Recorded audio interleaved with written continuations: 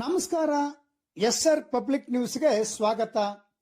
ಬಳ್ಳಾರಿ ನಗರದ ವೀರಶೈವ ವಿದ್ಯಾವರ್ಧಕ ಸಂಘದ ಎನ್ಎಂ ಸ್ವತಂತ್ರ ಪದವಿ ಪೂರ್ವ ಕಾಲೇಜಿನಲ್ಲಿ 80ನೇ ಸ್ವಾತಂತ್ರ್ಯ ದಿನಾಚರಣೆಯನ್ನು ಅದ್ದೂರಿಯಾಗಿ ಆಚರಿಸಲಾಯಿತು.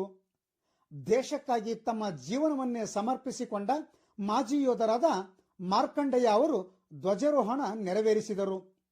ವೀರಶೈವ ವಿದ್ಯಾವರ್ಧಕ ಸಂಘದ ಕಾರ್ಯದರ್ಶಿಗಳಾದ ಡಾಕ್ಟರ್ ಅರವಿಂದ ಪಟೇಲ್ ಅವರು ಧ್ವಜವಂದನೆ ಸ್ವೀಕರಿಸಿ ಕಾರ್ಯಕ್ರಮವನ್ನು ಉದ್ದೇಶಿಸಿ ಮಾತನಾಡಿದರು.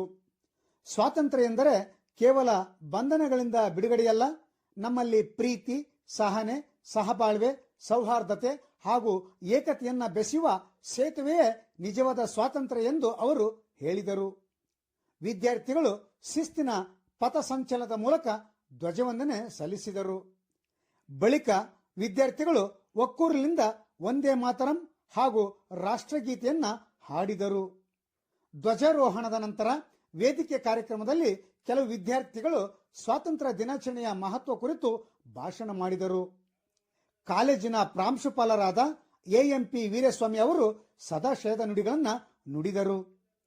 ಕಾರ್ಯಕ್ರಮದ ಅಧ್ಯಕ್ಷತೆ ವಹಿಸಿದ್ದ ಆಡಳಿತ ಮಂಡಳಿಯ ಅಧ್ಯಕ್ಷರಾದ ಮುಂಡಸದ ಚನ್ನಬಸವರಾಜ್ ಅವರು ವಿದ್ಯಾರ್ಥಿಗಳ ಭವಿಷ್ಯ ಉಜ್ವಲವಾಗಲಿ ಎಂದು ಶುಭ ಹಾರೈಸಿದರು. ಈ ಸಂದರ್ಭದಲ್ಲಿ ದೇಶ ಸೇವೆಯಲ್ಲಿ ತಮ್ಮ ಕರ್ತವ್ಯ ನಿರ್ವಹಿಸಿದ ಮಾಜಿ ಯೋಧರನ್ನ ಸನ್ಮಾನಿಸಿ ಗೌರವಿಸಲಾಯಿತು. ಕಾರ್ಯಕ್ರಮದಲ್ಲಿ ವಾಣಿಜ್ಯ ವಿಭಾಗದ ಕೆಎಂ ಮಂಜುನಾಥ ಹಾಗೂ ವಿದ್ಯಾರ್ಥಿನಿಯರು ಪ್ರಾರ್ಥನೆ ಸಲ್ಲಿಸಿದರು. ಶ್ರೀಮತಿ ಪಲ್ಲವಿ ಸ್ವಾಗತಿಸಿದರು. ದೀಪಿಕಾ ಸಿದ್ದಾಪುರ ಅತಿಥಿಗಳನ್ನ ಪರಿಚಯಿಸಿದರು. ಕಾಲೇಜಿನ ಶೈಕ್ಷಣಿಕ ಸಂಯೋಜಕರಾದ ಅಬಿದ್ ಆಲಿ ವಂದಿಸಿದರು. ಆಂಗ್ಲ ಉಪನ್ಯಾಸಕರಾದ ವೀರೇಂದ್ರ ಗೌಡ ಕಾರ್ಯಕ್ರಮವನ್ನು ನಿರೂಪಿಸಿದರು. ನಂತರ ವಿದ್ಯಾರ್ಥಿಗಳಿಂದ ವೈವಿಧ್ಯಮಯ ಸಾಂಸ್ಕೃತಿಕ ಕಾರ್ಯಕ್ರಮಗಳು ಜರುಗಿದವು.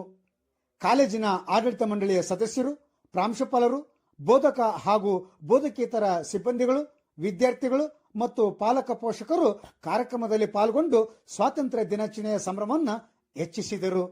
ವರದಿ BH Sharanappa, SR Public News, Ballari.